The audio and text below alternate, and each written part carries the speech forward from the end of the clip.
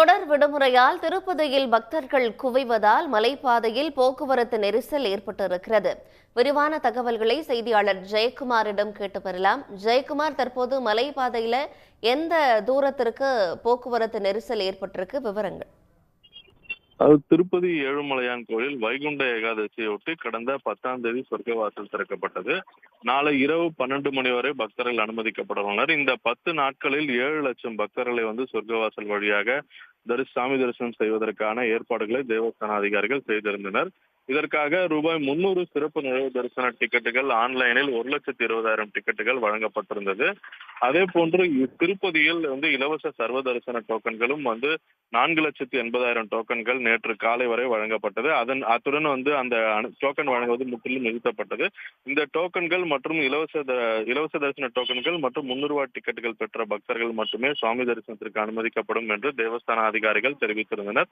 அதற்கேற்ப அனைத்து ஏற்பாடுகளும் செய்யப்பட்ட நிலையில் டோக்கன்கள் இல்லாவிட்டாலும் 300 ரூபாய் டிக்கெட் இல்லாவிட்டாலும் இலவச தரிசன டிக்கெட் இல்லாவிட்டாலும் திருமலைக்கு வரலாம். திருமலையில் மூலவர் தரிசனத்தை தவிர மற்ற இடங்களில் சுற்றி பார்ப்பது மற்றும் மற்ற சன்னதிகளில் சுற்றி பார்க்கலாம் என்று தேவஸ்தான அதிகாரிகள் தெரிவித்துள்ளனர். இந்நிலையில் தொடர் விடுமுறையின் காரணமாக பக்தர்கள் கூட்டம் தொடர்ந்து அதிகரித்துக் கொண்டே இருக்கிறது. அவ்வாறு வரக்கூடிய பக்தர்களுக்கு சுவாமி தரிசனத்திற்கு நாளை இரவு இலவச தரிசனத்திற்கான வைகுண்டம் காம்ப்ளெக்ஸ் வழியாக அனுமதிக்கப்பட்டு 20ஆம் தேதி காலையில் இருந்து மட்டுமே இலவச தரிசனத்தில் நேரடியாக பக்தர்களை அனுமதிக்கப்படும் என்று தேவஸ்தான அதிகாரிகள் தெரிவித்துள்ளனர்.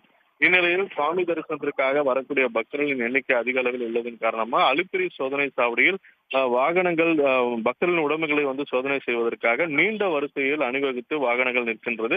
இதனால் திருப்பதி மலைப்பாதையில் போக்குவரத்து நெருக்கடியானது ஏற்பட்டுள்ளது. தொடர்ந்து அனைத்து வாகனங்களும் சோதனை செய்வதில் காலதாமதம் ஏற்படுவதே இதற்கு காரணம் என்று பக்தர்கள் குற்றம் சாட்டியுள்ளனர்.